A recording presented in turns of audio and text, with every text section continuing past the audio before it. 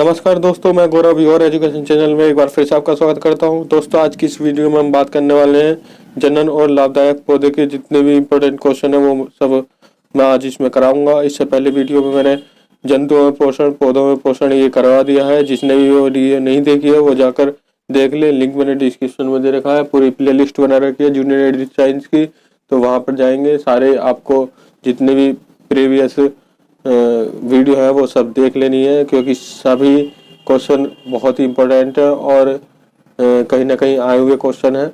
और जिसको भी उन वीडियो का पीडीएफ चाहिए वो टेलीग्राम ग्रुप ज्वाइन कर ले। वहाँ पर मैं हर एक वीडियो का पीडीएफ डालता रहता हूँ टेलीग्राम ग्रुप पर।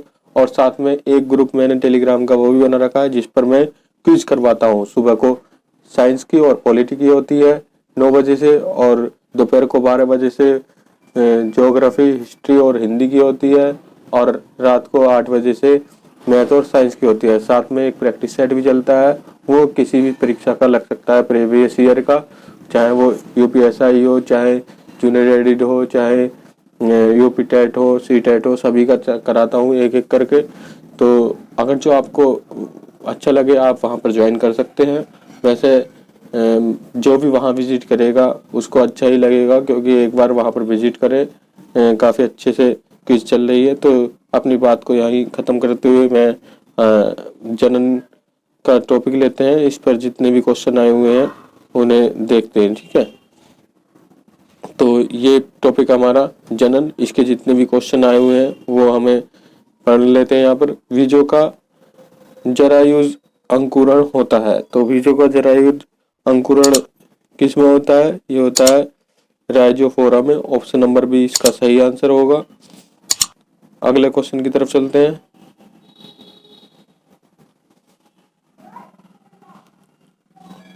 क्वेश्चन नंबर 45 है, पौधों में मादा जननांग के भागों का व्यवस्थित क्रम चुनिए। तो इसमें जो व्यवस्थित क्रम होता है वो होता है वर्तिकार्क, वर्तिका, अंडाशय एवं पुष्पासन। ऑप्शन नंबर डी इसका बिल्कुल सही आंसर होगा।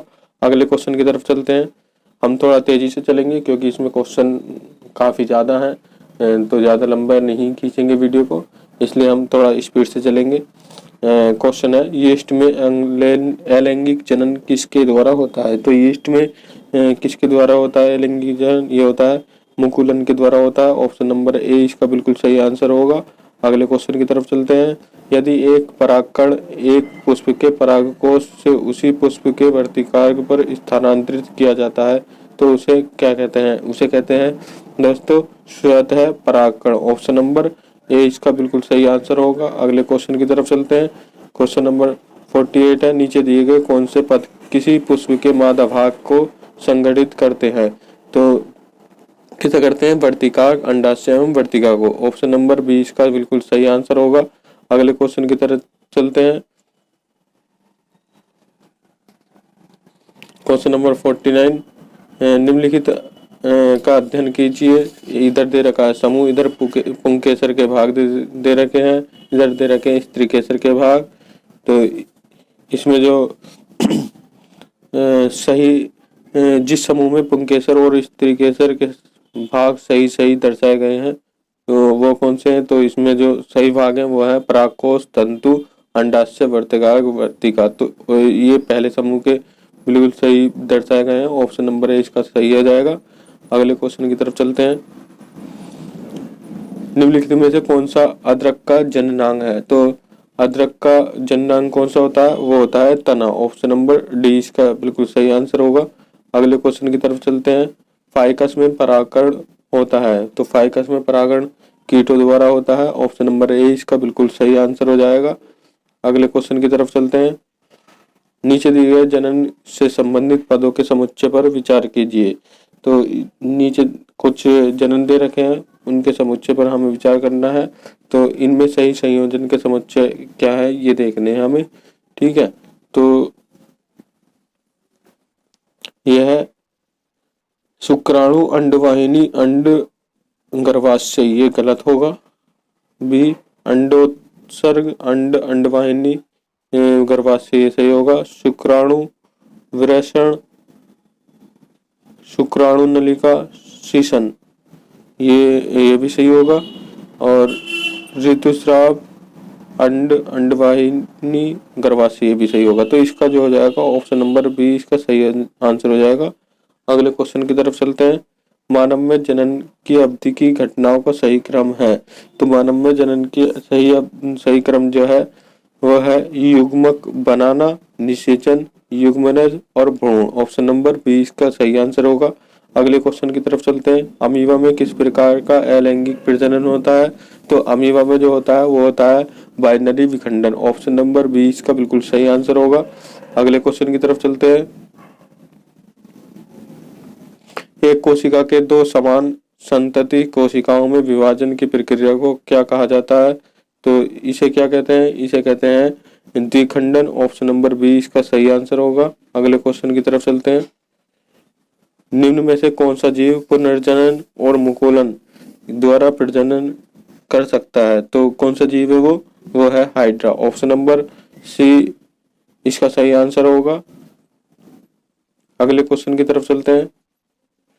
हाइड्रा, स्टारफिश, प्लेनेरिया निम्न में से किस प्रक्रिया द्वारा उत्पन्न होते हैं? तो ये जो होते हैं ये होते हैं पुनर्जनन के द्वारा। ऑप्शन नंबर डी इसका बिल्कुल सही होगा। अगले क्वेश्चन की तरफ चलते हैं। मानव नरों में मूत्र और वीर्य के प्रवाह के लिए एक ही मार्ग है, जिसे कहते हैं, जिसे क्या कहते हैं? इसे कहते हैं मूत्र मार्ग। ऑप्शन नंबर सी इसका सही आंसर होगा। अगले क्वेश्चन की तरफ चलते हैं। गतिशील जीवाणु कोशिका को कहते हैं। तो गतिशील जीवाणु कोशिका को क्या कहा जाता है? इसे कहा जाता है नर युग्मक। ऑप्शन नंबर बी इसका सही आंसर होगा। अगले क्वेश्चन की तरफ चलते हैं। यदि शामिल हो तो भी और भी अधिक विविधता उत्पन्न हो जाएगी। तो यदि क्या शामिल हो तो इसमें होगा लैंगिक प्रजनन। अगर जो लैंगिक प्रजनन होता तो और भी विविधता उत्पन्न हो जाती है। ऑप्शन नंबर ए इसका सही आंसर होगा। अगला क्वेश्चन है अलैंगिक प्रजनन लैंगिक प्रजनन से भिन्न है। अलैंगिक प्रजनन में, तो अलैंगिक प्रजनन में क्या होता है? नए जीव आनुवांशिक रूप से जनक माता पिता के समान होते हैं। ऑप्शन नंबर सी इसका सही होगा। अगला क्वेश्चन है क्वेश्चन नंबर 63। पुरुष में प्राथमिक यौन अंग कौन सा होता है? तो सबसे प्राथमिक जो पुरुषों में यौन अंग होता है वो होता है वृषण। ऑप्शन नंबर 20 का सही आंसर हो जाएगा। अगले क्वेश्चन की तरफ चलते हैं। क्वेश्चन नंबर 64 है सिंगमेंगी कहलाता है। सिंगमेंगी कहलाता है। सिंगमेंगी क्या कहलाता है? ये कहलाता है एक शुक्राणु का एक अंडाणु से संयुग्मन। ऑप्शन नंबर सी इसका सही आंसर होगा। अगले क्वेश्चन की तरफ चलते हैं। बढ़ते भ्रूण के धारण और पोषण के लिए हर महीने माता प्रजनन प्रणाली का कौन सा हिस्सा अपने आप को तैयार करता है? तो कौन सा हिस्सा करता है तैयार? वो होता है गर्भाशय। ऑप्शन नंबर बी इसका सही आंसर है।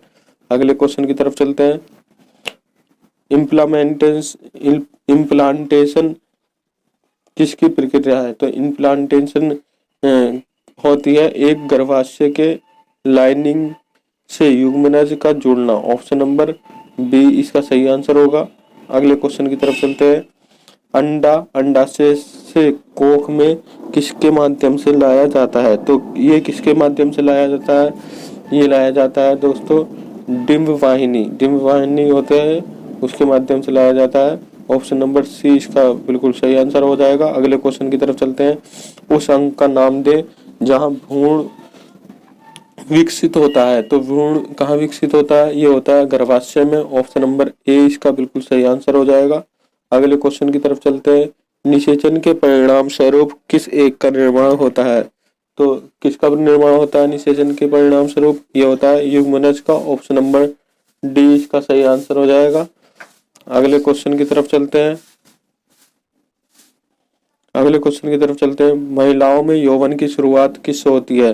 तो महिलाओं में यौवन की शुरुआत जो होती है ये होती है रजोदर्शन से। ऑप्शन नंबर डी इसका बिल्कुल सही हो जाएगा। अगले क्वेश्चन की तरफ चलते हैं। मादाओं में अंडाणु उत्पन्न की प्रक्रिया को क्या कहा जाता है? तो मादाओं में अंडाणु उत्पादन की प्रक्रिया को कहते हैं अंड जनन। ऑप्शन नंबर ए इसका सही आंसर हो जाएगा। अगले क्वेश्चन की तरफ चलते हैं। डिंब के साथ शुक्राणु का निषेचन होता है, तो क्या होता है ये, कहाँ पर होता है, ये होता है फैलोपियन ट्यूब में। ऑप्शन नंबर सी इसका बिल्कुल सही आंसर होगा। अगले क्वेश्चन की तरफ चलते हैं। प्रजनन ऊतकों का परिपक्व होना शुरू हो जाने पर सामान्य रूप से शरीर का विकास कम होने लगता है। कोशिकाओं किशोरावस्था की इस स्थिति को क्या कहते हैं, इस स्थिति को कहते हैं दोस्तों यौवन। ऑप्शन नंबर सी इसका बिल्कुल सही हो जाएगा। अगले क्वेश्चन की तरफ चलते हैं। गर्भाशय में भ्रूण को पोषण प्रदान करने वाला ऊतक है, तो कौन सा ऊतक है, प्लेटेंसा। ऑप्शन नंबर डी इसका बिल्कुल सही आंसर होगा। अगले क्वेश्चन की तरफ चलते हैं। शुक्राणु और युग्मक के संयोग की कौन सी प्रक्रिया युग्मनज नामक एक संरचना के निर्माण में परिणामित होती है, तो कौन सी होती है, ये होती है निषेचन। ऑप्शन नंबर बी इसका सही आंसर होगा। अगले क्वेश्चन की तरफ चलते हैं। शुक्राणुओं का निर्माण किसमें होता है, शुक्राणुओं का निर्माण होता है दोस्तों वृषण में। ऑप्शन नंबर बी इसका बिल्कुल सही आंसर होगा।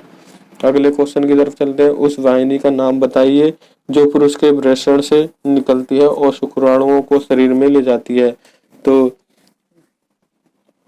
वो कौन सी वाहिनी है, वो उसे कहते हैं दोस्तों शुक्रवाहिका। ऑप्शन नंबर डी इसका सही आंसर हो जाएगा। इसे मूत्र वाहिनी का भी मत लगाना, ये गलत होता है, ठीक है। अगले क्वेश्चन की तरफ चलते हैं। मनुष्य में निषेचन किसके द्वारा होता है, तो मनुष्य में निषेचन जो होता है वो होता है फैलोपियन ट्यूब के द्वारा। ऑप्शन नंबर ए इसका बिल्कुल सही आंसर होगा। अगले क्वेश्चन की तरफ चलते हैं। अगला क्वेश्चन है। भ्रूण के लिए भोजन संग्रहित करने वाली जनन कोशिकाओं को कहा जाता है, तो इन्हें क्या कहा जाता है, इन्हें कहा जाता है मादा युग्मक। ऑप्शन नंबर ए इसका बिल्कुल सही आंसर होगा। अगले क्वेश्चन की तरफ चलते हैं। इनमें से क्या एक नर प्रजनन अवयव नहीं है, तो इनमें से क्या नहीं है, ये नहीं है गर्भाशय ग्रीवा, ये जो है प्रजनन अवयव नहीं है। ऑप्शन नंबर बी इसका सही आंसर होगा। अगले क्वेश्चन की तरफ चलते हैं। निम्नलिखित में से कौन सा मादा प्रजनन अंग तंत्र का एक हिस्सा नहीं है, तो इनमें से कौन सा नहीं है, ये है शुक्रवाहिका। ऑप्शन नंबर डी इसका बिल्कुल सही आंसर होगा। अगले क्वेश्चन की तरफ चलते हैं। निम्नलिखित में से कौन सा मादा प्रजनन तंत्र का एक हिस्सा नहीं है, तो कौन सा हिस्सा नहीं है, ये नहीं है शुक्रवाहिका। ऑप्शन नंबर डी इसका बिल्कुल सही आंसर होगा। अगला क्वेश्चन है। उस विधि को क्या कहते हैं जिसके द्वारा गर्भाशय में कॉपर्टी रखी जाती है, तो इस विधि को क्या कहते हैं, इसे कहते हैं गर्भ निरोधक। ऑप्शन नंबर बी इसका बिल्कुल सही आंसर होगा। गर्भ निरोधक कहते हैं दोस्तों। यहाँ पर मैंने बीच बीच में कोई क्वेश्चन छोड़ रखे हैं, तो ये मत समझना कि मैंने क्वेश्चन छोड़ दिए। ये जो सेम क्वेश्चन होते हैं उन्हें मैं जो है स्किप कर देता हूँ, नेक्स्ट क्वेश्चन लगा देता हूँ, ठीक है। उन्हें छोड़ कर ले रखे हैं। नर प्रजनन तंत्र के कौन से अंग में मुख्य आनुवांशिक सामग्री पाई जाती है, तो कौन सी मुख्य आनुवांशिक सामग्री पाई जाती है, होती है शुक्राणु। ऑप्शन नंबर बी इसका बिल्कुल सही आंसर होगा। अगले क्वेश्चन की तरफ चलते हैं। निम्नलिखित में से कौन महिला जनन अंग नहीं है, तो महिला जनन अंग इनमें से कौन सा नहीं है, ये नहीं है शुक्रवाहिका। ऑप्शन नंबर बी इसका सही आंसर होगा। अगले क्वेश्चन की तरफ चलते हैं। मासिक धर्म के कारण योनि में रक्त किस कारण बहता है, तो योनि में जो रक्त होता है वो किस कारण बहता है, ये होता है गर्भाशय की परत के टूटने पर, ठीक है। और ये जो होता है 10 से 15 साल की आयु की लड़की के अंडाशय से हर महीने एक विकसित डिंब यानी कि अंडा उत्पन्न करना शुरू कर देते हैं। वह अंडा अंडवाहिका नली यानी कि जिसे कहते हैं फैलोपियन ट्यूब के द्वारा नीचे जाता है, जो कि अंडाशय को गर्भाशय से जोड़ती है।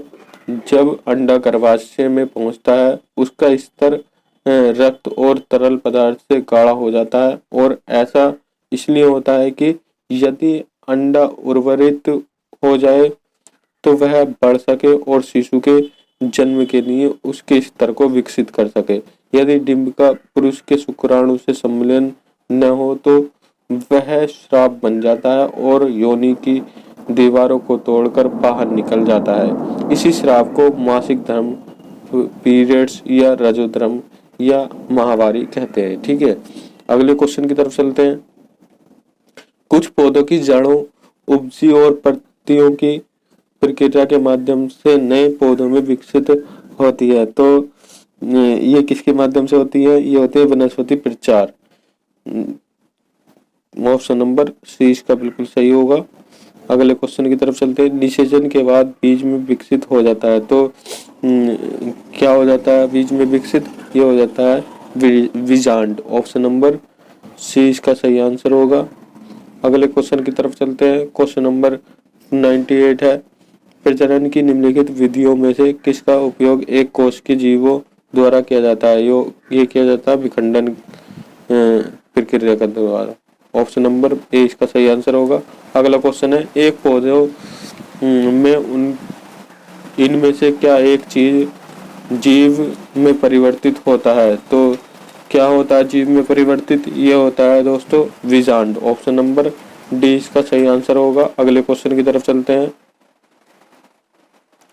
निम्नलिखित में से कौन बढ़ते भ्रूण के लिए पोषक ऊतक का कार्य करता है? तो इनमें से कौन सा करता है? ये होता है एंडोस्पर्म। ऑप्शन नंबर सी इसका सही आंसर हो जाएगा। अगले क्वेश्चन की तरफ चलते हैं। एक प्रकार के अलैंगिक प्रजनन को पहचाने जिसमें जड़, तने और पत्तियों जैसे पौधों के कुछ हिस्सों के माध्यम से प्रजनन शामिल है।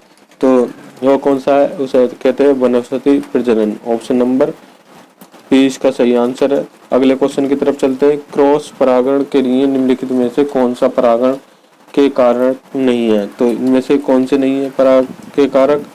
यहाँ पर 4 ऑप्शन दे रखे हैं आपको, इसमें नहीं है पौधे। ऑप्शन नंबर डी इसका सही आंसर है।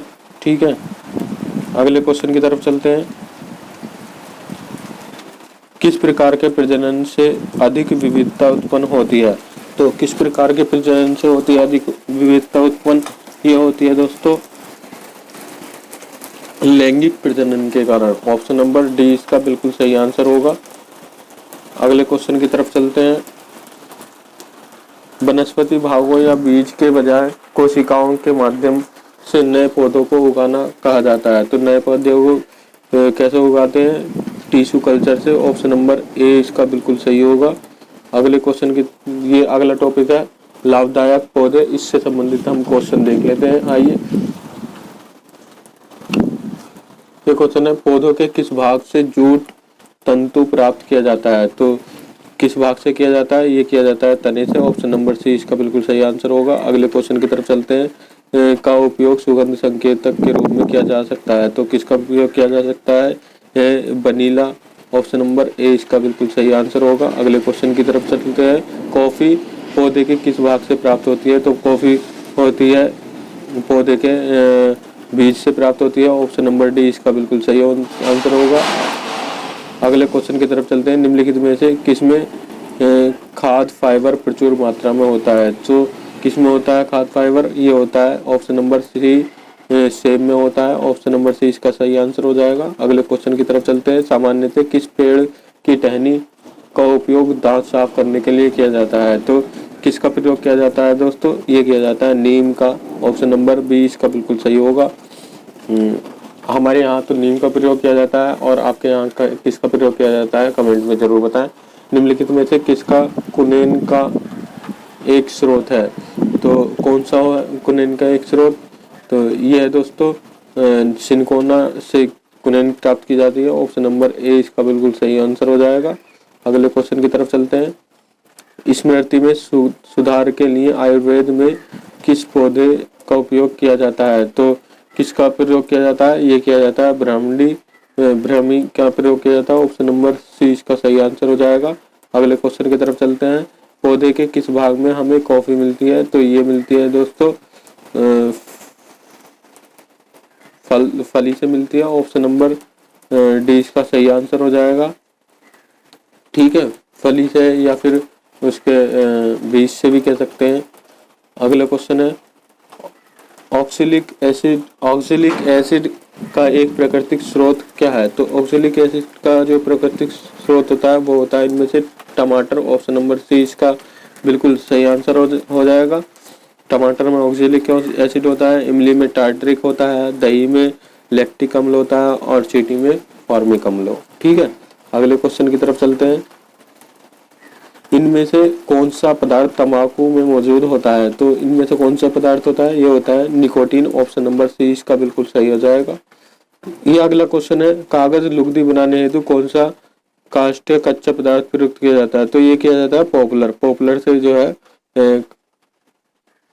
लुगदी या कागज बनाने के काम आता है। ऑप्शन नंबर 20 का सही हो जाएगा। अगला क्वेश्चन है, मोका कॉफी जहाँ उगाई जाती है वह, तो मोका कॉफी कहाँ पे उगाई जाती है दोस्तों? ये उगाई जाती है यमन में। ऑप्शन नंबर डी इसका बिल्कुल सही आंसर हो जाएगा। अगले क्वेश्चन की तरफ चलते हैं। मार्किन का स्रोत है, मार्किन का स्रोत क्या होता है दोस्तों? यह होता है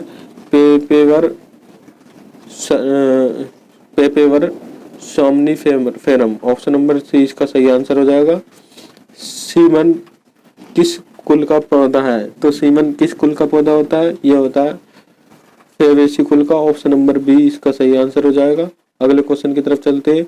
जेट्रोफा कर्कस जो कि बायोडीजल पौधा है, किस कुल का है? तो ये किस कुल का होता है? ये होता है यूफार्बिएसी। ऑप्शन नंबर सी इसका सही आंसर हो जाएगा। कॉफी का पौधा किस कुल का है? तो कॉफी का पौधा जो होता है दोस्तों, ये किस कुल का होता है? ये भी काफी अच्छा क्वेश्चन है। ये होता है रूबिएसी, रूबिएसी कुल का होता है। ऑप्शन नंबर 20 का सही आंसर हो जाएगा। अगला क्वेश्चन है, भारतीय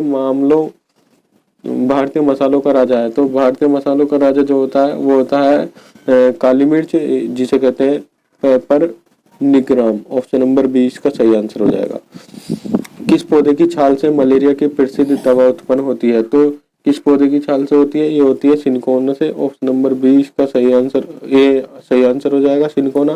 निम्नलिखित पादपों में से किस एक की जड़ों से एक औषधि बनती है जो मानसिक संतुलन को ठीक करता है? तो वो किससे बनती है? ये होती है रावाल्फिया। ऑप्शन नंबर सी इसका सही आंसर हो जाएगा।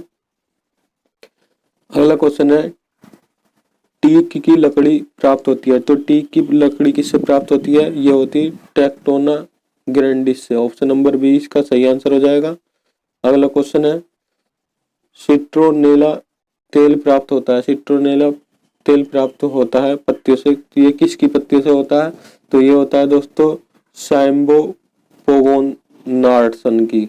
ऑप्शन नंबर बी सही आंसर है। इनके अजीब अजीब नाम है, थोड़ा पढ़ने में दिक्कत हो रही है, तो ज्यादा मजाक मत बनाइएगा।